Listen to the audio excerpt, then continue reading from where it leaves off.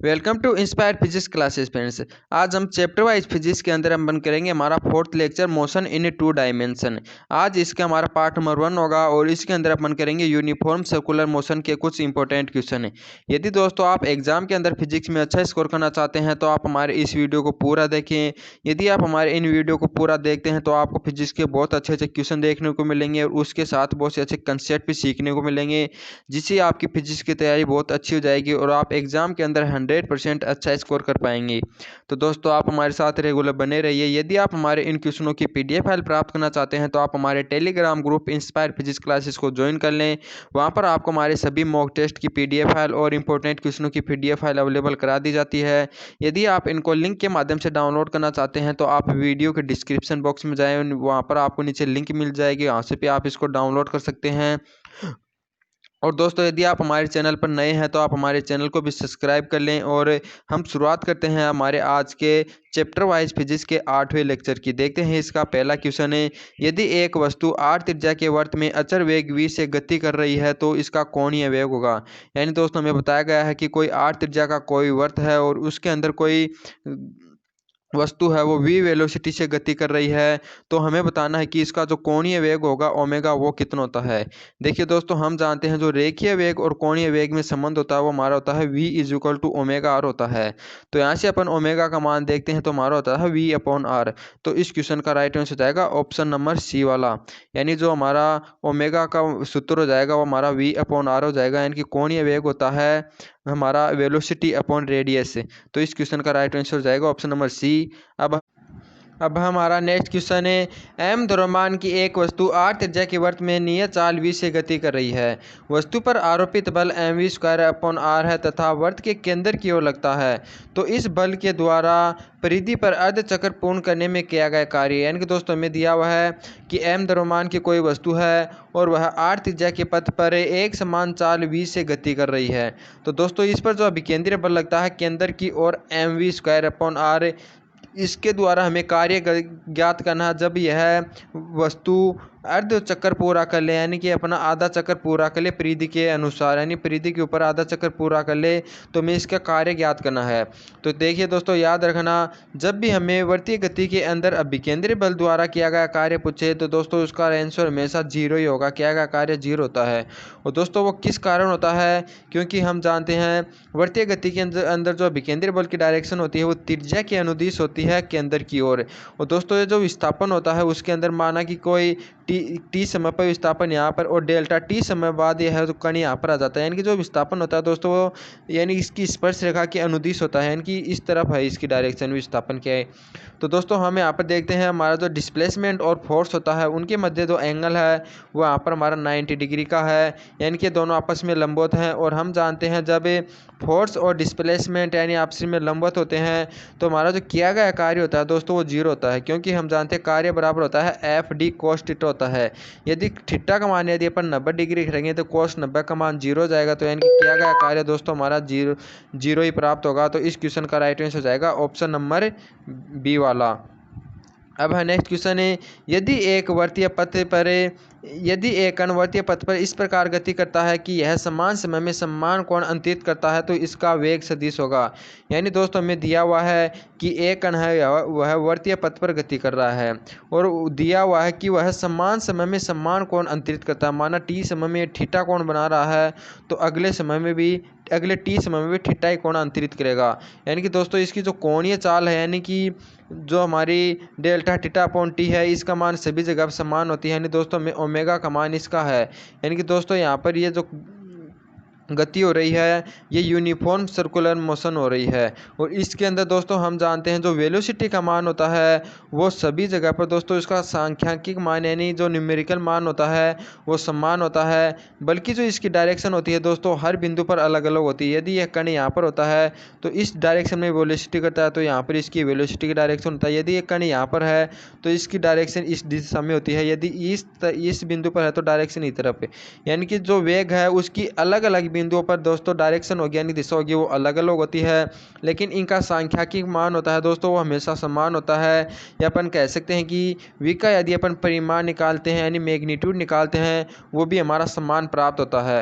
तो दोस्तों इस क्वेश्चन का राइट आंसर हो जाएगा हमारा सी, यानी कि यदि एक समान यानी वृत्तीय गति हो रही है तो उसके अंदर दिशा तो यानी बदलती रहती है, यानी हर बिंदु पर उसकी डायरेक्शन अलग रहती है वेलोसिटी की, बल्कि जो परिणाम होता है दोस्तों वह नहीं बदलता, इसमें दिया वह बदलता है। तो ये हमारा ऑप्शन गलत हो जाएगा, क्योंकि उसका जो आंकिक मान होता है दोस्तों यानी कि एक समान वृत्तीय गति के अंदर वेलोसिटी हर जगह पर समान होती है, क्योंकि उसका परिमाण समान होता है न कि वेलोसिटी समान होती है, यानी कि उसका या फिर कह सकते हैं अपन मैग्नीट्यूड उसका इक्वल होगा। तो इस क्वेश्चन का राइट आंसर हो जाएगा हमारा ऑप्शन नंबर सी वाला। अब है नेक्स्ट क्वेश्चन है, एम द्रव्यमान का एक पत्थर एल लंबाई के धागे से बांधकर नियत चाल से यानी नियत चाल वी से वृत्तीय पथ पर घुमाया जा रहा है तो डोरी को छोड़ने पर पत्थर की गति होगी। यानी दोस्तों हमें दिया गया है कि कोई एल लंबाई की एक डोरी है, उसे किसी पत्थर को बांधकर उसे वृत्तीय पथ में घुमाया जा रहा है। तो दोस्तों ये हमें पूछा गया है कि जब इस डोरी को छोड़ दिया जाता है तो ये जो पत्थर होगी इसकी गति किस प्रकार होगी। दोस्तों हम जानते हैं यदि कोई वस्तु वृत्तीय गति करती है तो उसे अभिकेंद्रीय बल की आवश्यकता होती है। और दोस्तों यहाँ पर ये जो पत्थर गति कर रहा है इसको जो अभिकेंद्रीय बल मिलेगा दोस्तों जो रस्सी में तनाव उत्पन्न होता है, क्योंकि रस्सी को एक तरह से अपन खींचते हैं और इसे वृत्तीय गति में घुमाते हैं तो पत्थर पर यानी अपकेंद्रीय बल लगेगा बाहर की ओर, तो इस कारण इसमें तनाव उत्पन्न हो जाता है। तो इस तनाव के कारण ही जो अंदर की ओर अभिकेंद्रीय बल की आवश्यकता होती है वो तनाव से ही से मिलती है। जैसे ही दोस्तों यदि अपनी इस रस्सी को छोड़ देते हैं तो ये जो तनाव इसमें नष्ट हो जाता है, तनाव खत्म हो जाता है रस्सी का और इसे अभिकेंद्रीय बल नहीं मिल पाता, जिसके कारण यह सरल रेखा में गति करने लग जाती है, यानी वृत्तीय गति अपनी बंद कर देती है, यानी वृत्तीय गति नहीं करती क्योंकि इसे अभिकेंद्रीय बल समाप्त हो जाता है रस्सी को छोड़ने पर। तो दोस्तों हम जानते हैं कि यह इस यानी कि यह सरल रेखा में गति करेगी। और हम जानते हैं यदि कण यहाँ पर होता है दोस्तों इसकी जो डायरेक्शन होती है यहाँ पर होता है, यदि ये कण यहाँ पर होता है इसकी वेलोसिटी की डायरेक्शन यहाँ पर होती है जो वृत्तीय गति करता है। जैसे ही मान लो यहाँ पर अपन इस रस्सी को यहाँ पर छोड़ देते हैं तो दोस्तों यहाँ पर यह सरल गति करने लग जाएगी और इसी दिशा में करने लग जाएगी।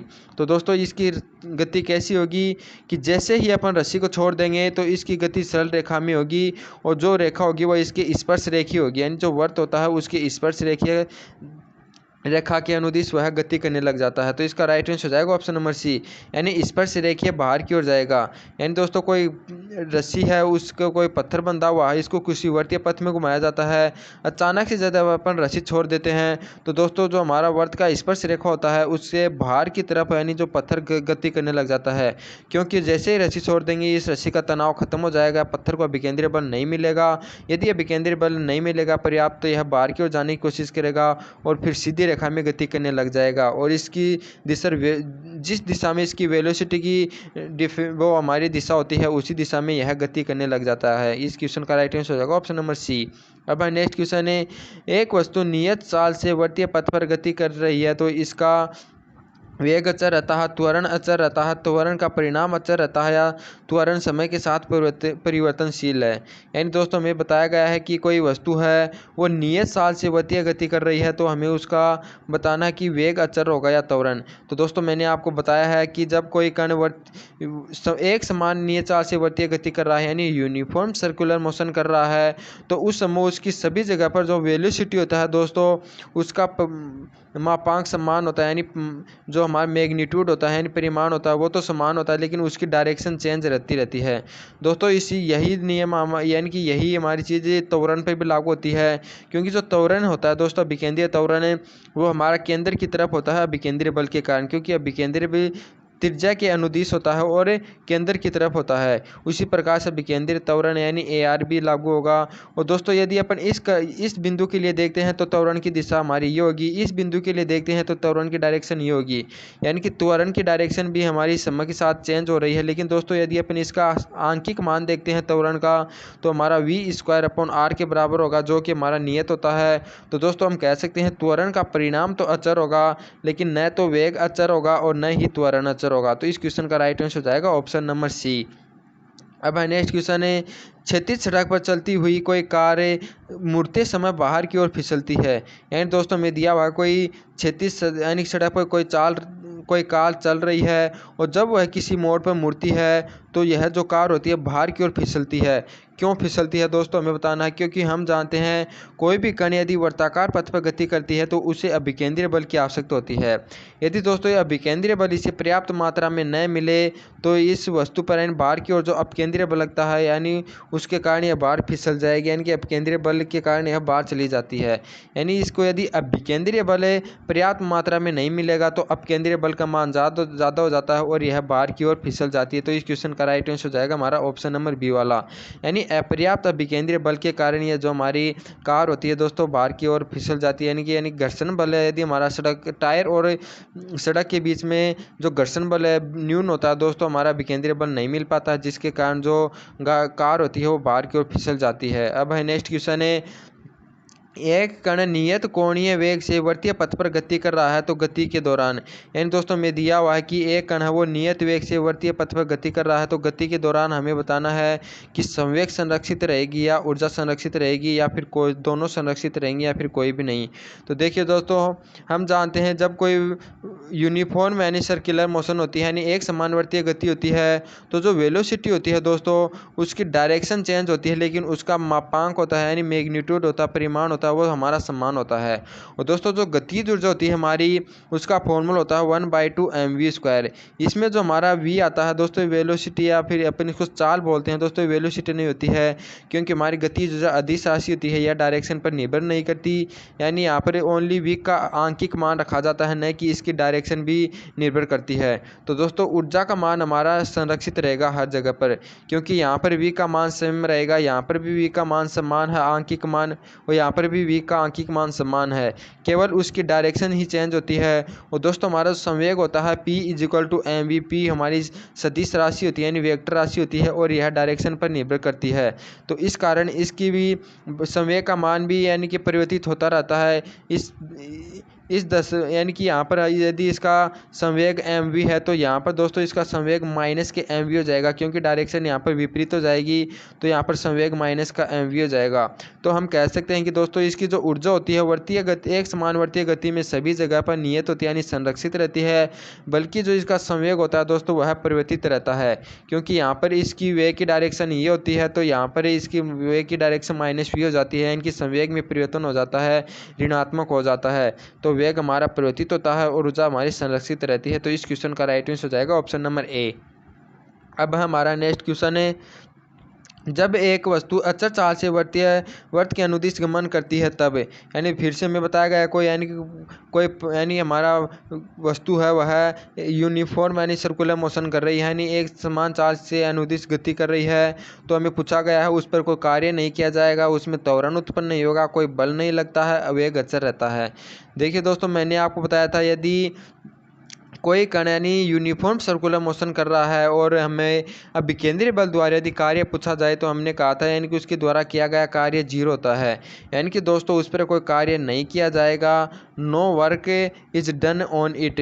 तो इस क्वेश्चन का राइट आंसर हो जाएगा ऑप्शन नंबर ए। मैंने बताया था कि यहाँ पर जो इसके अंदर अभिकेंद्रीय बल की डायरेक्शन होती है त्रिज्या के अनुदिश केंद्र की तरफ होती है, और हमारा जो डिस्प्लेसमेंट होता है दोस्तों वो हमारे इस वर्त की जो स्पर्श रेखा होता है उसके अनुदिश विस्थापन की डायरेक्शन होती है। तो यहाँ पर इन दोनों के मध्य कोण होता है वो 90 डिग्री का होता है यानी परपेंडिकुलर होता है, और जब विस्थापन और यानी फोर्स परपेंडिकुलर होते हैं तो जो किया गया कार्य को होता है दोस्तों हमारा 0 प्राप्त होता है। तो यानी कि इसका राइट आंसर हो जाएगा ऑप्शन नंबर ए, इस पर कोई कार्य नहीं किया जाता है। अब है नेक्स्ट क्वेश्चन है, एम द्रव्यमान की एक वस्तु पर एक समान कोणीय वेग से वर्तीय पथ पर घूम रही है, यानी कि हमें बताया गया है कि एम द्रव्यमान की कोई वस्तु है वह एक समान यानी कि यूनिफॉर्म सर्कुलर मोशन कर रही है तो वस्तु की गति के दौरान नियत रहता है।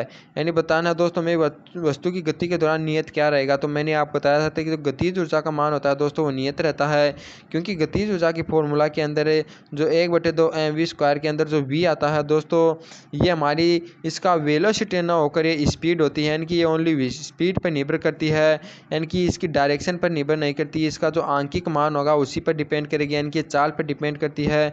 तो इसका यानी कि हमारी गतिज ऊर्जा स्थिर रहेगी, क्योंकि यूनिफॉर्म सर्कुलर मोशन के अंदर यहाँ पर यदि इसकी चाल v है तो यहाँ पर भी v होगी, यहाँ पर भी v होगी, लेकिन वेलोसिटी का मान चेंज होता है डायरेक्शन में परिवर्तन के कारण, और डायरेक्शन में परिवर्तन होने के कारण दोस्तों संवेग हमारी सदिश राशि है तो संवेग का मान भी परिवर्तित रहता है। तो इसका समय का आंसर कभी नहीं होगा। अब है नेक्स्ट क्वेश्चन हमारा, मुड़ते समय कभी कभी कार पलट जाती है। जब यह पलटती है तो सबसे पहले भीतरी पहिए ज़मीन को छोड़ते हैं, सबसे पहले बाहरी पहिए ज़मीन को छोड़ते हैं, दोनों एक साथ छोड़ते हैं, कोई भी ज़मीन को पहले नहीं छोड़ता। यानी दोस्तों हमें यहाँ पर पूछा गया है कि जब कोई कार यानी कोई वर्ताकार पथ पर मुड़ती है तो वह कभी कभी बाहर की ओर पलट जाती है। यानी कि दोस्तों कभी हमें यही दिया हो ओनली पलट जाती है, तो हमें बताना है कौन सा टायर पहले उठेगा, अंदर वाला या बाहर वाला। तो देखिए दोस्तों, हम जानते हैं जब कोई वस्तु वर्ताकार पथ पर गति करती है तो उसे अभिकेंद्री बल की आवश्यकता होती है। और देखिए दोस्तों, नीचे वाला जो हमारे कार का नीचे वाला हिस्सा होता है तो उसको तो वहाँ पर यानी टायर और जो हमारा सड़क होती है उसके बीच में जो घर्षण बल होता है यानी संपर्क होता है, उसके कारण अभिकेंद्री बल मिल जाता है। लेकिन दोस्तों जो हमारे जो कार का ऊपर वाला हिस्सा होता है उससे यानी कोई भी यानी घर्षण बल या किसी भी अन्य बल के द्वारा अभिकेंद्री बल पर्याप्त नहीं होता है, तो इसके कारण यानी यहाँ पर अभिकेंद्री बल का अभाव हो जाता है, वहाँ पर अभिकेंद्री बल की कमी हो जाती है। इसके कारण जो अभिकेंद्री बल होता है उसको तरफ बाहर की ओर फोर्स लगाएगा यानी कार बाहर की ओर जाने लगेगी। और दोस्तों यदि ये कार बाहर की तरफ जाएगी तो यानी कि इसके अंदर वाले टायर पहले उठेंगे। यदि ये कार यदि इस तरफ पलटती है तो इसके अंदर वाले टायर पहले उठेंगे। तो इस क्वेश्चन का राइट आंसर हो जाएगा ऑप्शन नंबर ए, यानी सबसे पहले भीतरी पहिए जो होते हैं वो ज़मीन को छोड़ते हैं। तो इस क्वेश्चन का राइट आंसर हो जाएगा ऑप्शन नंबर ए वाला। अब है नेक्स्ट क्वेश्चन है, घड़ी के मिनट वाले घंटे तथा मिनट वाले कांटे तथा घंटे वाले कांटे की कोणीय चाल का अनुपात होता है। यानी दोस्तों हमें बताना है कि जो हमारी घड़ी होती है उसके अंदर एक तो घंटे वाली सुई होती है, एक मिनट वाली, तो दोनों के दोस्तों हमारा कोणीय चाल का अनुपात निकालना है। तो सबसे पहले अपन देखते हैं मिनट वाली के लिए। तो मिनट वाली के लिए कोणीय चाल क्या होगी? देखिए दोस्तों, कोणीय चाल हम जानते हैं कि विस्थापन यानी कि कोणीय विस्थापन बटे समय होता है। अब देखिए दोस्तों, जो हमारी मिनट वाली सुई होती है हम जानते हैं 60 मिनट के अंदर एक चक्कर पूरा कर लेती है। यानी एक चक्कर के अंदर जो विस्थापन होता है, कोणीय विस्थापन दोस्तों हमारा 2 पाई होता है। और यह कितने समय में पूर्ण कर लेती है? यानी 60 मिनट में, यानी 1 घंटे में। तो इसका कोणीय वेग अपन वेग निकालेंगे तो हमारा कोणीय विस्थापन तो हमारा होता है 2 पाई। और दोस्तों यह कितने समय में पूर्ण करती है? यह पूर्ण करती है इसे 1 घंटे में। तो इसका 1 घंटे को इसे डिवाइड करेंगे तो इसका मिनट वाली सुई का जो कोणीय वेग निकलेगा 2 पाई अपॉन 1 हमारा निकलेगा रेडियन पर घंटा। इसी प्रकार से यदि दोस्तों अपन हावर यानी घंटे वाली सुई के लिए अपन निकालते हैं तो ये अपन निकालेंगे तो दोस्तों हमारी हम जानते हैं घंटे वाली सुई एक चक्कर पूरा 12 घंटे में करती है। यानी यदि 12 बज रहे हैं तो फिर अगले 12 बजे ही यानी दोबारा से 12 पर आएगी, यानी 12 घंटे के अंदर अपना एक चक्कर पूरा करती है। तो यह 2 पाई विस्थापन को दोस्तों 12 घंटे में तय करती है। तो इसके जो कोणीय चाल हो जाएगी 2 पाई अपॉन 12। यदि दोस्तों अपन इन दोनों का अनुपात निकालते हैं W अपॉन WH, तो इन दोनों का अपन इधर भी डिवाइड कर देंगे तो दोस्तों हमारा 2 पाई से 2 पाई कैंसिल हो जाएगा और ये 12 है, ये दोस्तों हमारा ऊपर चला जाएगा। तो ये WM यानी मिनट वाली सुई का और घंटे वाली सुई का यदि अपन अनुपात निकालते हैं तो ये 12 ऊपर चला जाएगा, यानी कि 12:1 हो जाएगा। तो दोस्तों इस क्वेश्चन का राइट आंसर हो जाएगा ऑप्शन नंबर सी वाला। तो याद रखना, मिनट वाली सुई और जो घंटे वाली सुई होती है उनकी कोणीय चाल का अनुपात होता है वो होता है 12:1। अब है नेक्स्ट क्वेश्चन है, 1 मिनट में 120 चक्कर लगाने वाले गतिपालक चक्कर की कोणीय चाल होगी। यानी दोस्तों में बताया गया है कि 1 मिनट में 120 चक्कर लगा रहा है कोई गतिपाल तो उसकी कोणीय चाल होगी। तो देखिए दोस्तों, यदि हम एक चक्कर पूर्ण करते हैं तो उसके द्वारा जो कोणीय विस्थापन होता है दोस्तों वो हम जानते हैं कि 2 पाई होता है। वो एक गतिपालक हमारा है वो है 120 चक्कर लगा रहा है तो इसका जो कोणीय विस्थापन हो जाएगा वो 2 पाई इंटू 120 हो जाएगा। और दोस्तों यह 1 मिनट में लगा रहा है तो हम जानते हैं जो कोणीय चाल होती है हमारी वो होती है हमारा कोणीय विस्थापन बटे कुल समय। तो दोस्तों कोणीय विस्थापन हमारा निकल कर आया है यहाँ पर 2 पाई इंटू 120 हो जाएगा। और इसको अपन 1 मिनट से यानी कि दोस्तों सेकंड में चेंज करेंगे तो 60 कर लेंगे। यदि इसको डिवाइड करेंगे तो यहाँ पर ये 0 से 0 कट जाएगा, 6 को 12 से काटेंगे तो हमारा 2 बचेगा और यानी कि हमारा 4 पाई इसका आंसर निकल कर आएगा। तो हमारे जो इसकी दोस्तों गतिपालक की कोणीय चाल हो जाएगी वो हो जाएगी हमारी 4 पाई रेडियन पर सेकेंड। तो इस क्वेश्चन का राइट आंसर हो जाएगा ऑप्शन नंबर डी वाला। अब नेक्स्ट क्वेश्चन है, एक कण नियत चाल से वर्तीय पथ पर घूम रहा है। यानी कि एक कण है वो नियत चाल से किसी वर्तीय समान पथ पर घूम रहा है तो इसका त्वरण होगा। तो दोस्तों मैंने आपको पिछले कई क्वेश्चनों में बता दिया है, यदि हमारी यूनिफॉर्म सर्कुलर मोशन होती है यानी एक समानुवर्तीय गति होती है, नियत चाल से वर्तीय गति होती है, तो उसका जो त्वरण होता है उसकी जो डायरेक्शन होती है विकेंद्रीय बल की डायरेक्शन में होती है, यानी त्रिज्या के अनुदिश होती है केंद्र की तरफ। और दोस्तों याद रखें जो वेलोसिटी की जो डायरेक्शन होती है वो हमारी स्पर्श रेखा की अनुदिश होती है।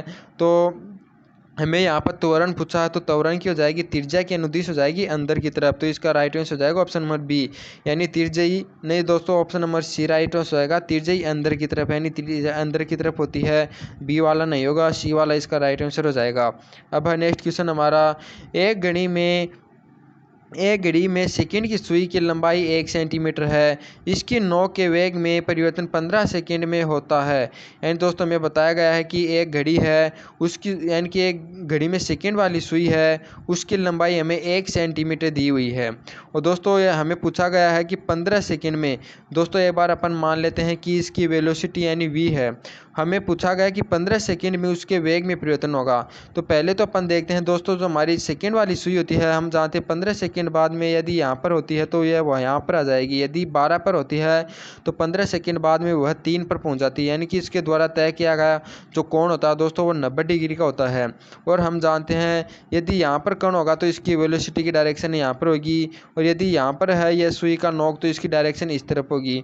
तो यानी कि दोस्तों इन दोनों वेग की डायरेक्शन में कोण है वो 90 डिग्री का है। और यदि जब कोई दो सदिश 90 डिग्री पर हो, दोनों समान हो, तो उनके अंदर जो अंतर होता है दोस्तों याद रखना, डायरेक्ट रख लेना, √2, यानी कि जो हमारा सदिश होता है उसका √2 गुना होता है। यदि यहाँ पर सदिश v है तो यानी कि √2v हो जाएगा। दोस्तों इसका जो फॉर्मूला है अपन उसी से निकालते हैं, जो हमारा सदिश का अंतर का फॉर्मूला होता है, यानी a² + b² minus 2ab cos theta होता है, उसे अपन निकालते हैं, थीटा का मान 90 रखते हैं। तो यदि जो सदिश यानी 90 डिग्री पर होते हैं उनका अंदर अपन जो अंतर निकालते हैं तो √2 और फिर √2 उस सदिश का गुणा हो जाता है, तो दोस्तों √2v होगा हमारा यहाँ पर। अब निकालते हैं अपन v का मान। तो दोस्तों हम जानते हैं जो हमारी सेकेंड वाली सुई होती है वो जो एक चक्कर पूरा करती है दोस्तों 60 सेकेंड में पूरा करती है, यानी 2π जो कोण है वह तय करती है वो दोस्तों 60 सेकंड में तय करती है, तो इसकी जो कोणीय चाल हो जाएगी हमारी π/30 हो जाएगी।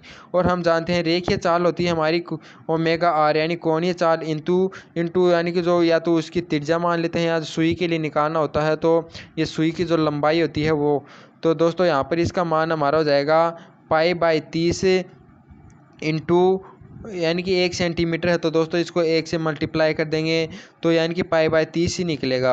और दोस्तों हमने निकाला था जो यानी कि 90 डिग्री पर थे दोनों, यदि उसमें वेग में परिवर्तन हुआ था हमारा √2v हुआ था, तो यहाँ पर √2 और v का मान रखेंगे π/30। तो इस क्वेश्चन का राइट आंसर हो जाएगा हमारा √2 π/30, यानी ऑप्शन नंबर डी वाला, π√2/30 सेंटीमीटर पर सेकेंड। अब नेक्स्ट क्वेश्चन है, कोई कण एक समानुवर्तीय गति कर रहा है तो उसमें त्रिज्यीय वेग तथा त्रिज्यीय त्वरण होता है, स्पर्शीय वेग तथा त्रिज्यीय त्वरण होता है, स्पर्शीय रेखीय वेग तथा स्पर्श रेखीय त्वरण होता है, या त्रिज्यीय वेग तथा स्पर्शीय रेखीय त्वरण होता है। यानी कि दोस्तों हमें बताना है इसमें क्या होगा। तो हम जानते हैं, मैंने आपको बताया था कि जब कोई कण एक समानुवर्तीय गति करता है यानी यूनिफॉर्म सर्कुलर मोशन करता है तो दोस्तों उसकी वेग की वेलोसिटी मैंने आपको बताई थी, यानी वेग यानी वेलोसिटी की जो डायरेक्शन होती है वो वर्त की स्पर्श रेखा की अनुदिश होती है, और बल्कि जो एक्सीलरेशन यानी त्वरण की जो डायरेक्शन होती है वो हमारी जो रेडियस होती है उसके अनुदिश अंदर की तरफ होती है, यानी इनसाइड होती है। तो इस क्वेश्चन का राइट आंसर हो जाएगा हमारा ऑप्शन नंबर बी वाला, यानी स्पर्श रेखीय वेग होगा और त्रिज्यीय त्वरण होगा, यानी कि जो स्पर्श रेखा होगी उस पर तो वेग होता है और जो हमारी ये त्रिज्या होती है दोस्तों उस पर त्वरण होता है। तो इस क्वेश्चन का राइट आंसर हो जाएगा ऑप्शन नंबर बी। अब नेक्स्ट क्वेश्चन है, v चाल से r त्रिज्या के वर्त पर एक समान गति करते हुए m द्रव्यमान वाले पिंड पर लगने वाला विकेंद्रीय बल का परिमाण होगा।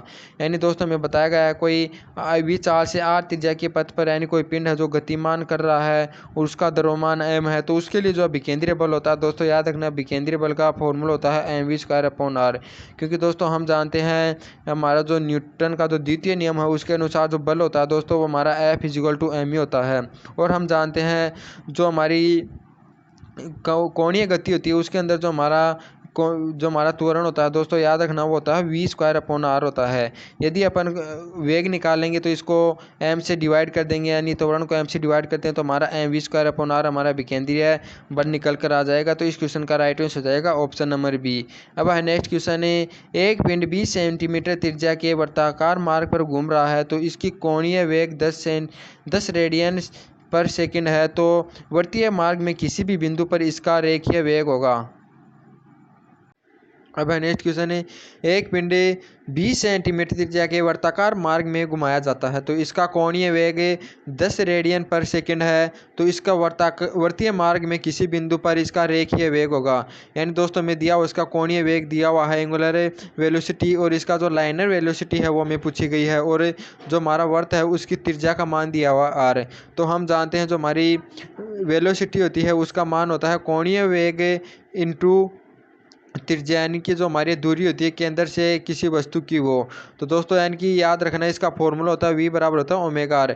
यहाँ पर ओमेगा का मान हमें दिया हुआ है 10, और दोस्तों ये हमें दिया हुआ है r का मान 20 सेंटीमीटर। यदि 20 को अपन मीटर में चेंज करेंगे तो इसको मल्टीप्लाई करेंगे 10⁻⁻2 से, फिर इसको अपन सोल्व करते हैं तो हमारा निकल कर आएगा n की हो जाएगा 200, और 200 को 10⁻⁻2 से मल्टीप्लाई करेंगे तो हमारा निकल कर आ जाएगा 2। तो इस क्वेश्चन का राइट हो जाएगा 2 मीटर पर सेकेंड, क्योंकि हमने मीटर में निकाला है, सेंटीमीटर को मीटर में परिवर्तित किया तो मात्रक हो जाएगा मीटर पर सेकंड। तो इस क्वेश्चन का राइट आंसर हो जाएगा ऑप्शन नंबर 2 यानी बी वाला। अब नेक्स्ट क्वेश्चन है, 100 ग्राम द्रव्यमान का एक पिंड r त्रिज्या के वर्ताकार मार्ग पर नियत घूम रहा है तो एक पूर्ण चक्कर में किया गया कार्य है। तो दोस्तों मैंने बताया था कि यदि कोई पिंड यानी कि कोई वर्तीय गति कर रहा है तो उस पर जो किया गया कार्य होता है दोस्तों हमेशा शून्य होता है, क्योंकि हम जानते हैं जो अभिकेंद्रीय बल होता है उसकी डायरेक्शन और इसमें जो विस्थापन होता है उसकी डायरेक्शन आपस में लंबवत होती हैं। विस्थापन की डायरेक्शन होती है वो स्पर्श रेखा की अनुदिश होती है, और त्वरण की डायरेक्शन होती है वो त्रिज्या के अनुदिश केंद्र की तरफ होती है।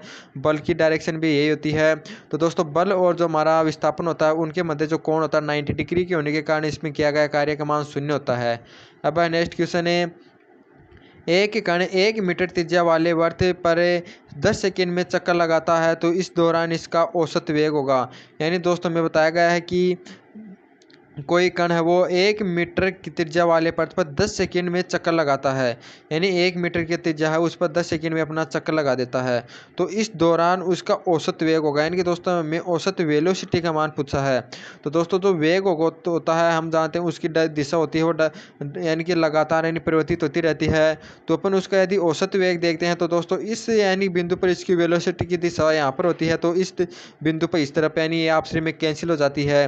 इस बिंदु पर वेलोसिटी की तरफ डायरेक्शन इस तरफ होती है, तो इस पर वेलोसिटी की डायरेक्शन यदि दोस्तों अपन औसत निकालते हैं तो यानी कि यदि ये पॉजिटिव है तो ये नेगेटिव, ये पॉजिटिव है तो ये नेगेटिव, यानी कि आपस में यदि इनको जोड़ेंगे तो कैंसिल हो जाएगी।